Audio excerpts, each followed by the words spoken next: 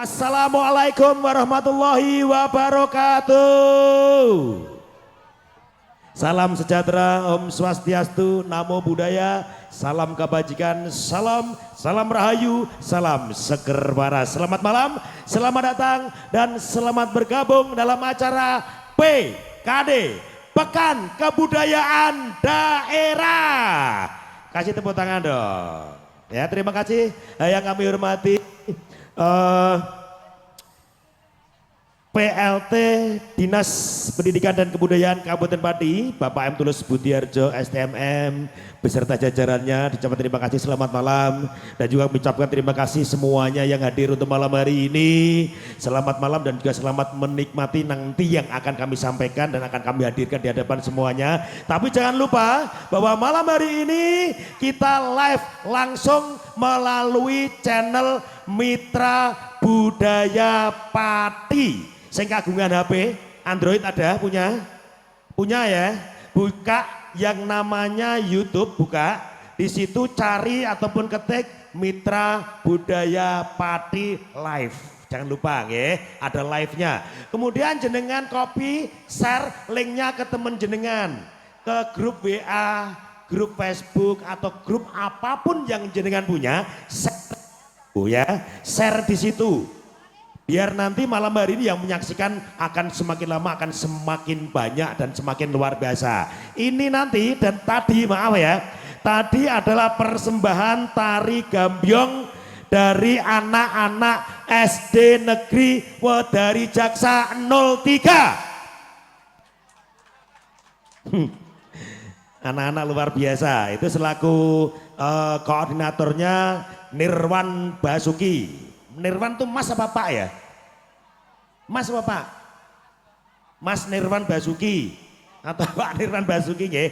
Kemudian terima kasih kepada Kepala Sekolah Ibu Sugiyati SPDSD. Tadi itu adalah anak-anaknya ya dari SD Negeri Wedari Jaksa 03. Dan nanti Bapak dan Ibu akan ada penampilan opera Jawa. Sudah pernah menyaksikan opera Jawa? Sudah pernah menyaksikan opera Jawa? Ada yang sudah, ada yang belum. Pak, jenengan sampun nate mirsani opera Jawa? Dereng. Nah, makanya yang belum tahu opera Jawa, malam hari ini akan kita saksikan bersama-sama. Opera Jawa itu yang dipimpin oleh Kirama Aditya. Jenengan kalau pengen tahu Kirama Aditya, jenengan bisa browsing di YouTube, itu ada Kirama Aditya, itu ada di situ. Dalang kondang pak, wah swabutane plak. Ma wong tiangnya gondrong pak, ganteng. Nggih, tesih Joko pak, tesih Joko. Nggih, itu jenengan nanti bisa menyaksikan di situ, luar biasa sekali.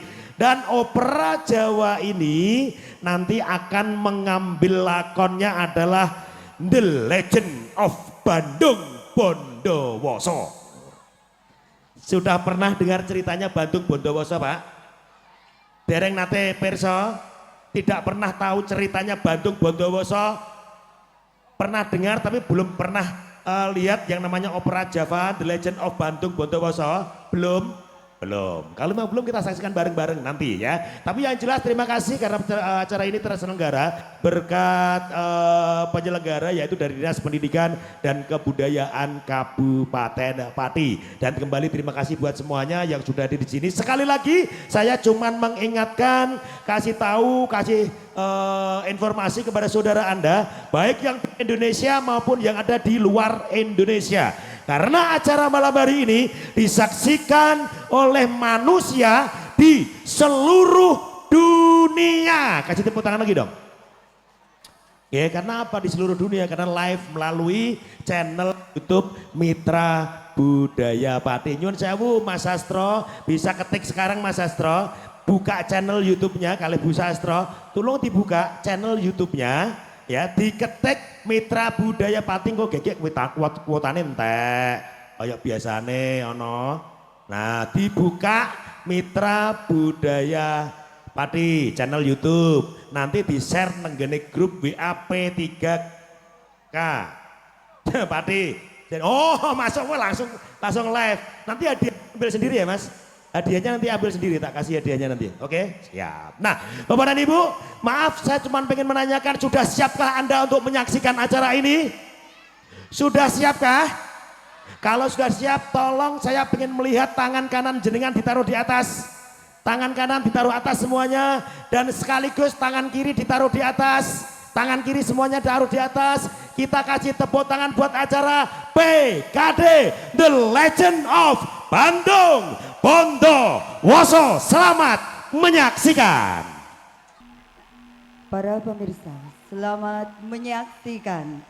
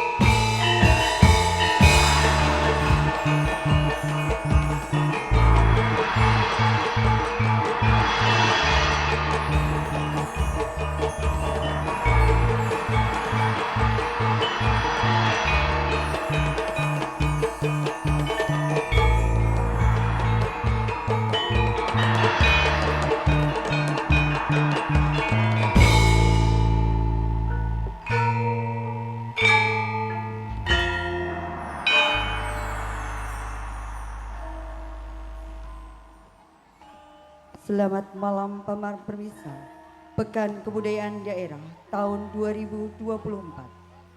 Kali ini spesial untuk Anda semua. Persembahan dari SD Negeri Wedari Jaksa 01 menampilkan seni pertunjukan opera Jawa yang berjudul The Legend of Bandung Bondowoso. Cerita ini mengisahkan sebuah perjalanan putra mahkota negara Pengging, yaitu Sang Bandung Bondowoso. Peperangan antara negara Pengging dan Prambanan benar-benar membawa korban nyawa yang sangat besar. Prabu Kupolo, putra mahkota Prabu Kalungkolo, tidak menerimakan kematian ayahandanya saat peperangan. Maka pembalasan dendam terus terjadi. Bandung merupakan anak yang dibuang dan ditemukan oleh Batari Umo. Lalu diangkat menjadi putra bidadari dan dijadi di kawah Candra di Muko, menjadikan kekuatan Bandung semakin sakti. Prabu Damarmoyo mau menerima kembali Bandung sebagai anak, tetapi dengan syarat Bandung harus bisa mengalahkan Kupolo dan menyelesaikan peperangan antara Prambanan dan Pengging. Prabu Kupolo dengan para prajuritnya kalah mati di tangan Bandung. Tetapi setinggi-tinggi langit masih ada langit yang lebih unggul dan lebih tinggi. Sesakti apapun manusia tetap mempunyai kekalahan. Bagaimana kisah Bandung selanjutnya? Jangan lewatkan Opera Jawa SD Negeri Wedari Jaksa 01. Selamat menyaksikan.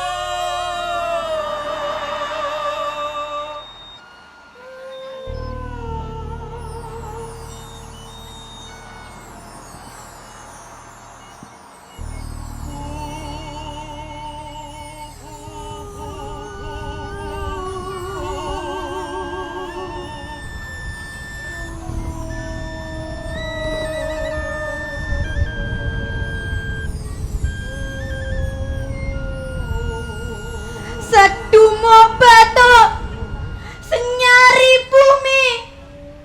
Aku jonggrang nadyan to ngorbanake nyawa nganti tetes sing ludira kang pungkasan. Prambanan bakal tak totoi pati Gusti Putri.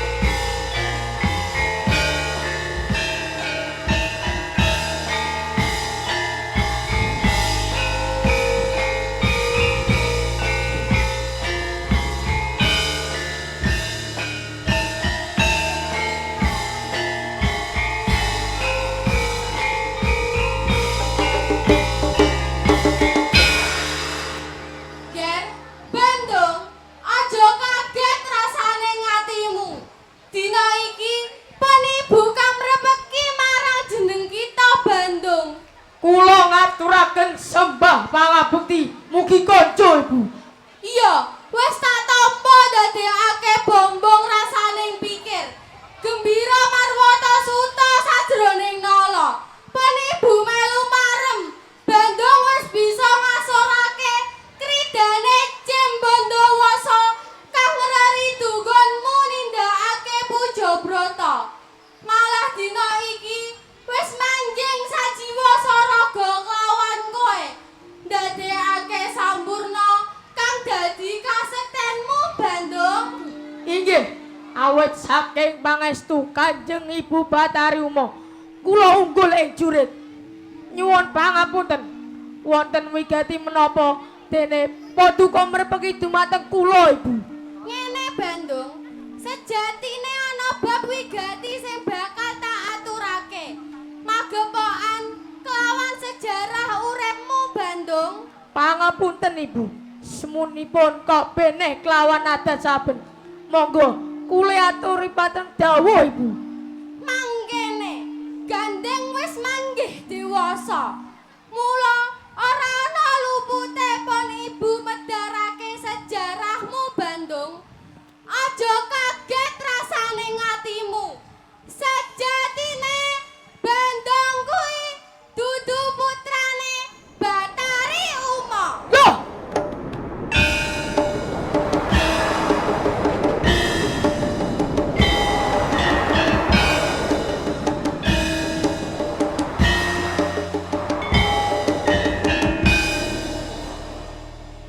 nyuwun sewu, kenging menapa panjenengan matur kados mekaten. Mongko wiwit kuncung nganti gelung, jejabang nganti gerang, saiki dadi manungsa trapang lan kondang. Ingkang ngukir jiwa raganipun Bandung menika panjenengan Ibu. Ya pancen bener ucapmu, nanging kurang bener. Isih ana lelakon sing tak singetke saka kowe. Pancen bener, wiwit cilik Bandung kuwi sing gedhekake pon ibu. Ning sejatine Bandung kuwi putra angkat sing dibuang kelawan wong tuamu. Nyuwun sewu, menawi boten putranipun Ibu Bathari Uma, lajeng kula menika putranipun sinten? Ampun damel jubriya rasing manah kula. Monggo kula aturi babar sejarahipun Bandung Ibu. Meningna ciptamu, laremna panca driyamu, semelehna rasaning pikir. Sinartan samirana katyap ing antariksa. Ya kaya mengkene iki sejarahmu Bandung.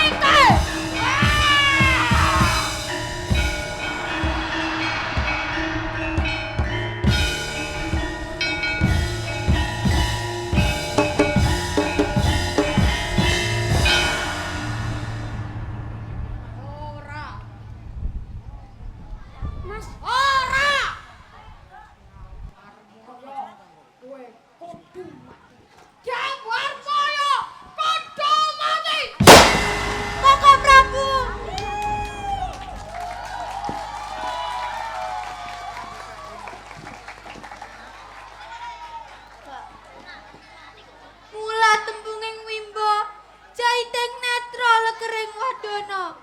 Sajake lagi duka. Apa sing dadi rasamu? Apa sing jalari muntap rasaning batinmu, Kakang? Sogra, ora usah dadak aku matur. Kudune kowe wis tanggap ping sasmita.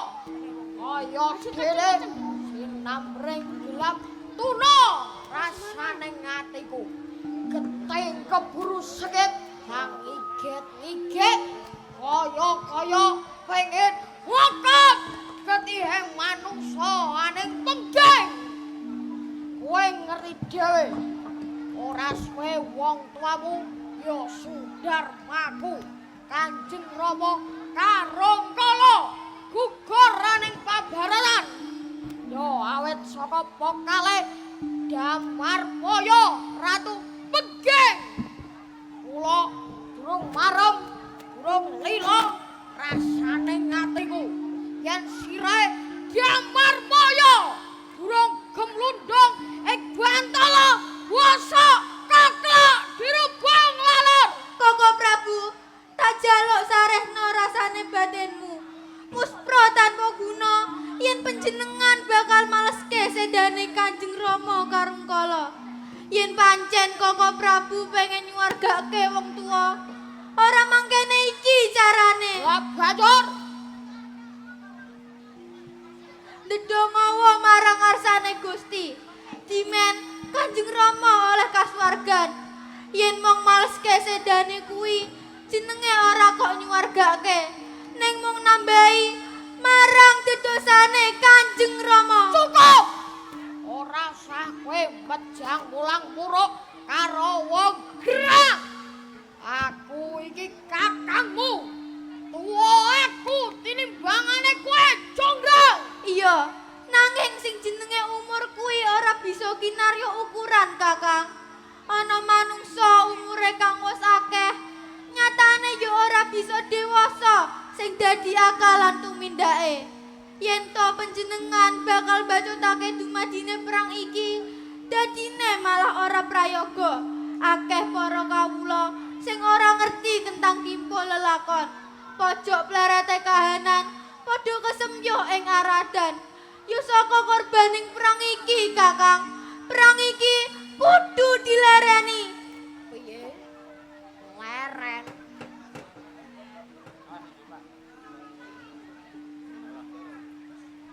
Leren! Ora melek mripatmu, Jonggrang. Wong tuamu mati ning yogene kok malah bungah rasane ngatimu. Monggo kurange apa Kanjeng Rama anggone mulyake karo kowe, Jonggrang. Dudu perkara kuwi, Kakang. Seje kang rinembuk. Tak kira ora ana pedahe perang iki dibacotake. Mula yen panjenengan dahar ature raimu iki enggal dicupet tekan semene wae. Mudah saya akeh korban sing pating glempang. Yo awet saka wong isih perang iki, Kakang. Aku ora bakal leren yen durung bisa numpas Damarmaya nganti sak cindhel labare. Koko Prabu, kudune panjenengan bisa mawas ing diri. Sepira kekuatane Kakang Prabu Gupala. Ingatase Kanjeng Rama Karangkala sing sekti mandraguna pilih tanding jroning jurit wae bisa kalah saka tangane Prabu Damarmaya. Apa meneh panjenengan? Aku iki mengeman kelawan nyawamu, Kakang Prabu. Welene ucapmu tak susone wong kamu kowe, Jonggrang. Apa Koko Prabu? Apa? Gusti!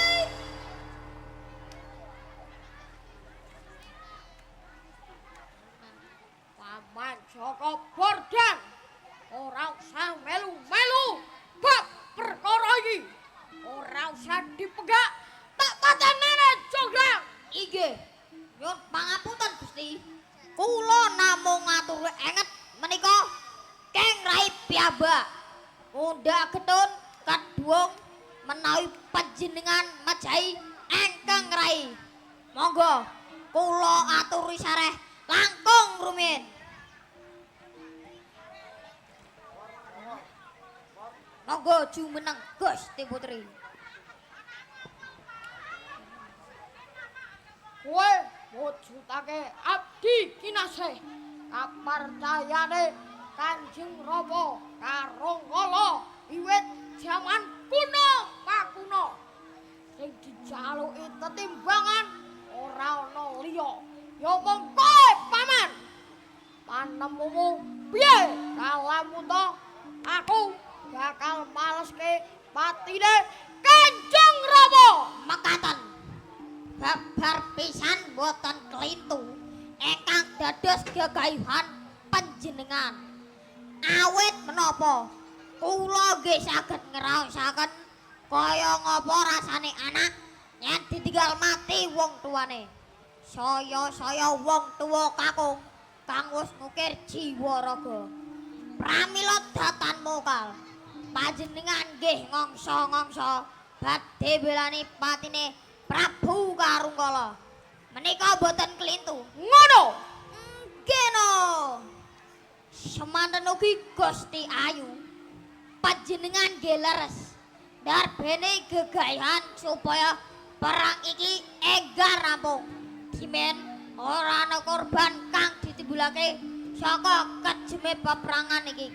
Kejawi saking menika panjenengan nggih ngeman keselamatanipun Keng Raka. Ing atase bapake weke kalah apa meneh kok anake.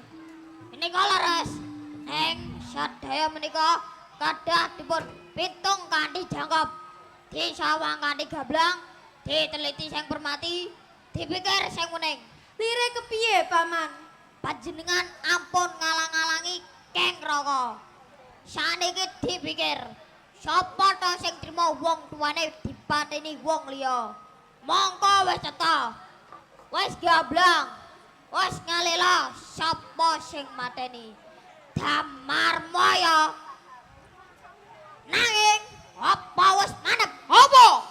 Mantep pengen mateni Damarmaya. Mantap pengen patine Damarmaya. Menawi mantep.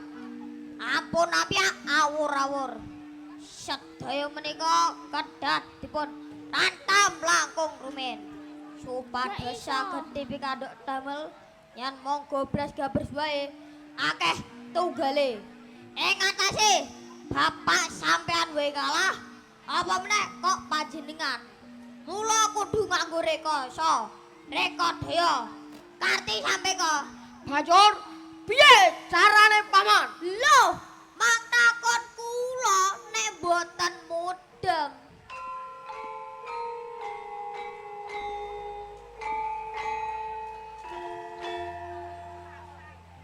Monggo mang panjenengan sawang. Niku enten manuk kokok bluk lawan manuk gagak. Sakniki dipikir sing permati. Sebabe apa kok manuk kokok bluk iso ngalahke manuk gagak semono kae. Mongko kondange gagak kuwi salah siji manuk kang duweni kekuatan linwe. Sebabe apa? Sebab wancine wangi. Yora. Yo, Aku sing wanci wengi manuk gagak ora bisa weruh marang gebyare kahanan. Beda kan kokok bluk. Pramila saking menika panjenengan tulah tandange kokok bluk dan panjenengan kurang pranganing peging nalika wanci bengi. Dasare sepilet sepasampun babar pisan ora ana manungsa padha mlek. Nika wanci ingkang prayoga kangge srana rubake kekuatan negeri buge. wawadah, bagus paman. Mang Buddha tidak samake sinun. Kakak gatemu Damarmaya. Kakak Prabu.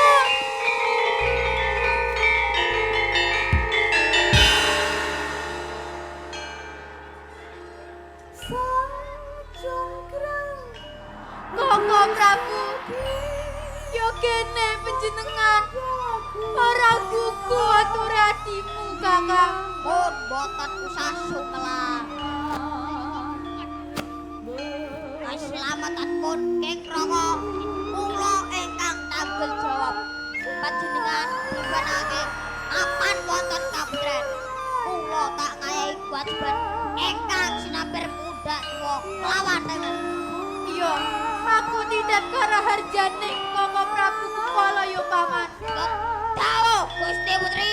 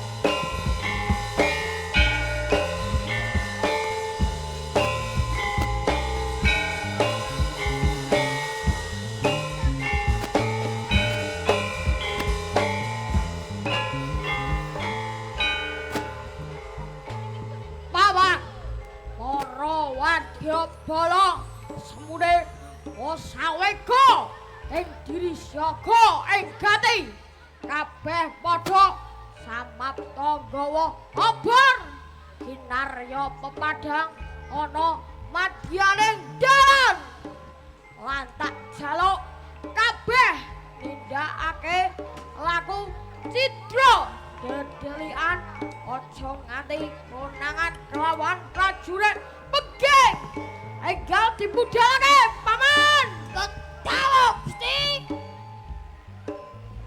Aja.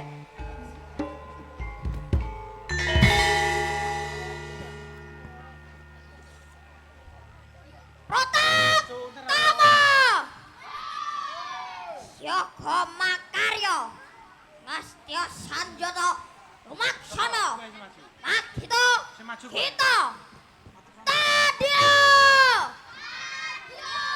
Tadia Tadia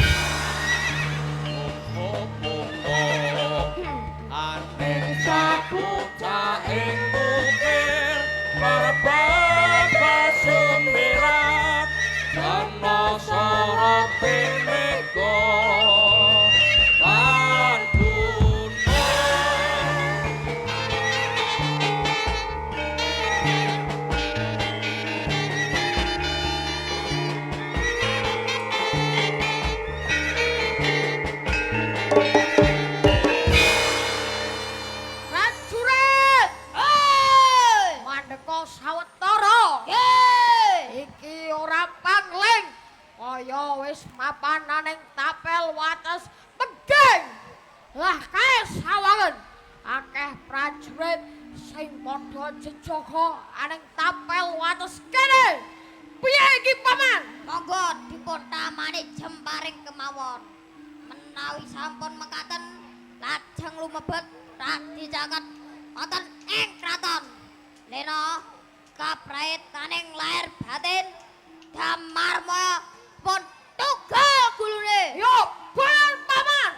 Woi, Damarmaya sawangen negaramu tak kene jak-jakan.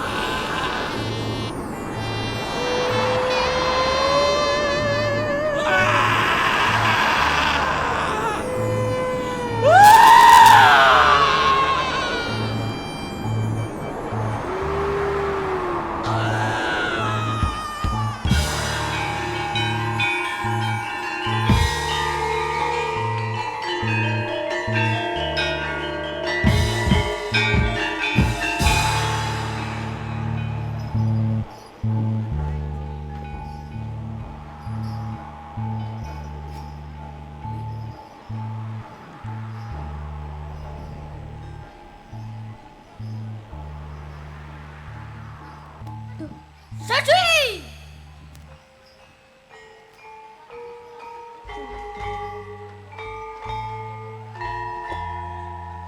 Karo!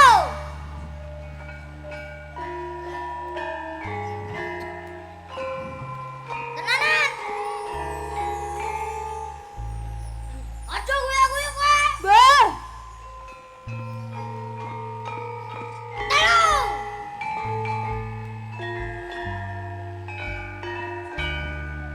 Tenanan! Ya bener!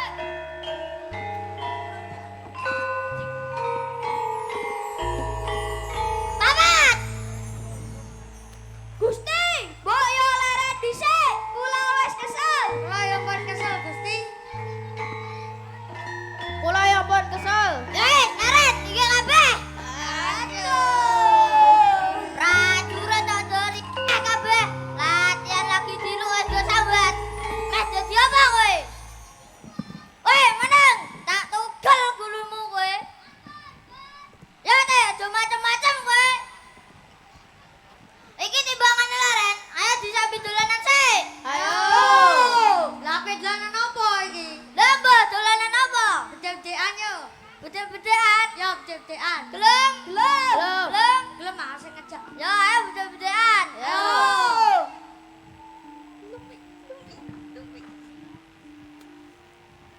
Ayo, umpi pase. Yo. Umpi malayu gambe. Oh, aku sing menang, aku sing dhewe berarti ya. Ya, bedek-bedekan tapi yang ketinggalan dulu.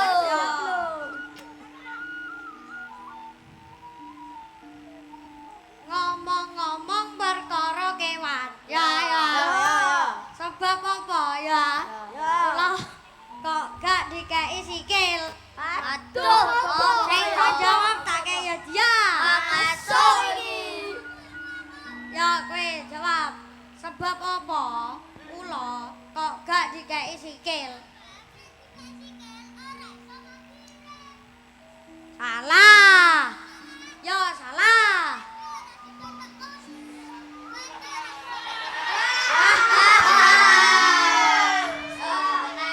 Aku.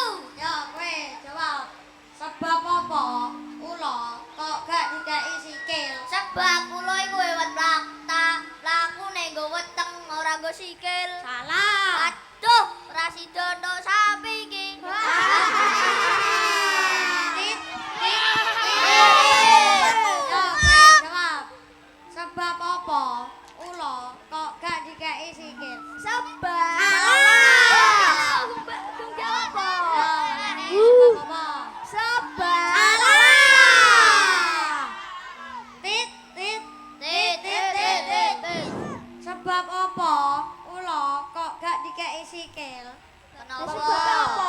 Sebab nek dikei sikil nyokot. Lho, kok iso? Jajal ning ngarepku ana ula kei sikil. Kok gak nyokot? Bedek-bedekan meneh.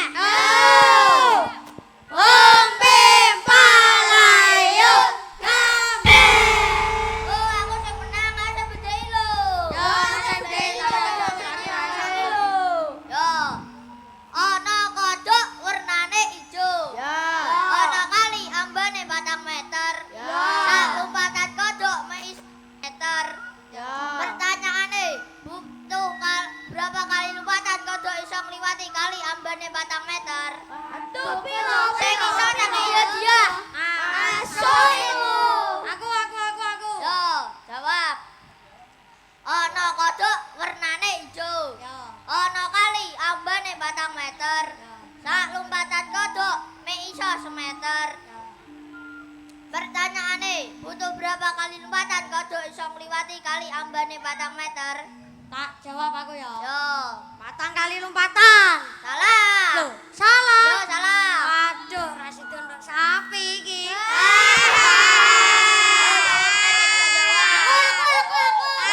Jawab. Butuh berapa kali lompatan kodhok iso ngliwati kali ambane 4 meter? 100 kali lompatan, Pak. Salah. Tuh, salah. Salah. Waduh, Rasid tondok cemek iki. Tit. Ana kodhok wernane ijo. Ana kali ambane 4 meter. Sak lompatan kodhok mek iso semeter. Pertanyaane, butuh berapa kali lompatan kodhok iso ngliwati kali ambane 4 meter? Butuh berapa kali lompatan? 1 kali lompatan. Loh, kok iso? Loh, kok iso 1 kali lompatan? Kan kaline ambane 4 meter. Yo. Sak lompatane kodhok mek semeter. Yo. Sajane kan 4 kali lompatan. Yo salah. Lah 3 kaline nang ndi? Yo renang.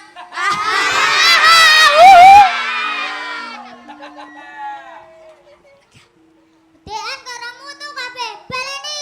Yo. Umpi palayung gambe.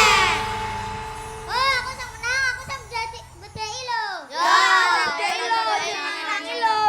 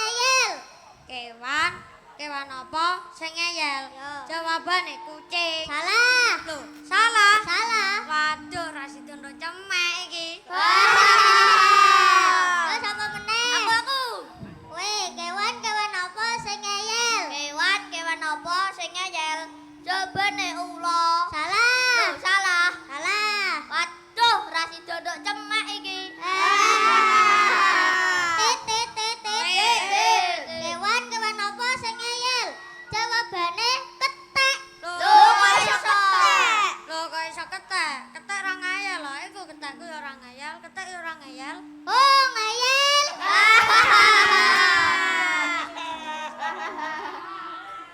Timbang bedhe-bedhean ngene iki ra marai keringat, mandingan kowe karo kowe tak tantang joget karo aku. Oke.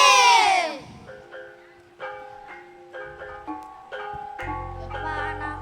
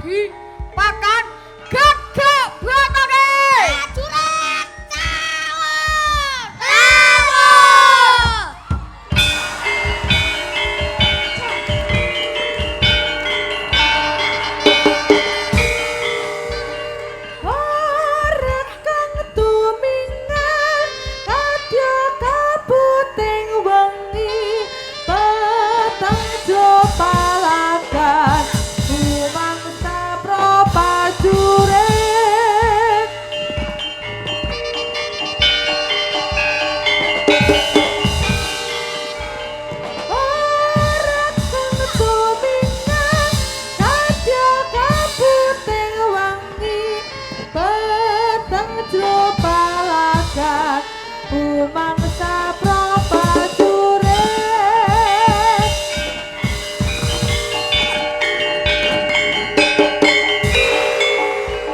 ora kang tumingan kadya kaputing wangi petang tro balagan umangsa prapajure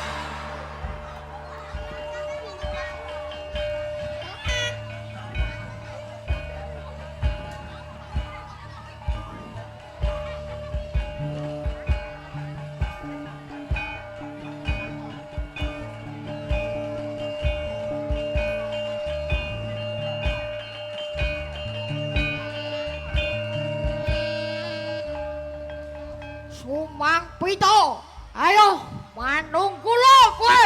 Aku ora bakal manungkul. Maju gupo.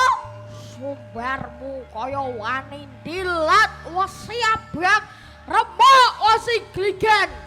Yen mung kowe wae sak kediping mripat mesti mati saka tanganku. Wah!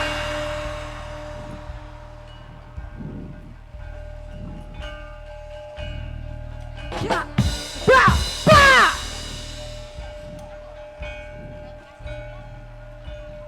Ba, ba, ba.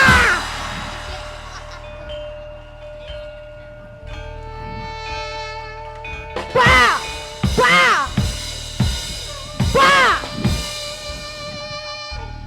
Ba, ba.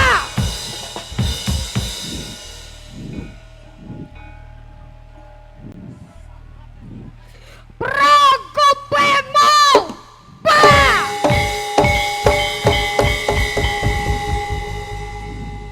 Kepala kowe kepala! Sinuwun!